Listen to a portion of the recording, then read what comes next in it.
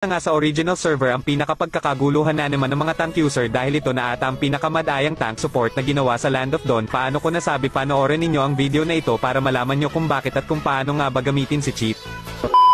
Dito nga ay binawasan ko muna ang buhay ni Chief para makita nyo at maintindihan yung mabuti kung paano gumana ang passive skill ni Chief dahil pag may bawas ang buhay ni Chief at out of the battle siya ibig sabihin hindi siya nakikipaglaban sa mga kalaban mong ML na ML for 5 seconds ay maglalabas ito ng potato chips at kakain siya ng 5 piraso at doon magsisimulang mag-recover ang kanyang HP.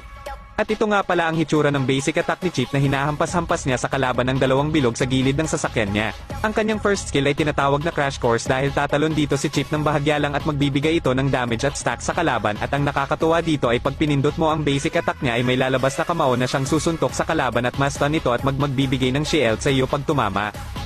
Ni-review kong mabuti ang video na ito at nagkamali ako dahil akala ko ay kamao kung hindi pa pala ito ni Chief na parang nagkaroon ng portal hub nagsumipa siya sa likod ng kalaban. Ang second skill naman niya ay tinatawag na overtime dahil magpinindot mo ito ay mag-speed up ka for 2 seconds at pag pinindot mo ang basic attack mo ay magdadash ka sa kalaban mo at mananokback ang kalaban mo. At ito na ang pinakamadayang skill ni Chief na tinatawag na shortcut. Paano ba naman pag ginamit mo ang shortcut sa kalaban mo ay magsasummon ka lang naman ng isang portal na kung saan bukod sa nagbibigay na ito ng slow at damage sa kalaban ay agad na makakarespo ang mga kakampi mo dahil magkakaroon sila ng malapit na portal sa kanila kahit na saan man sila parte ng mapa at pag pumasok sila dito ay mapupunta sila sa kung saan mo nila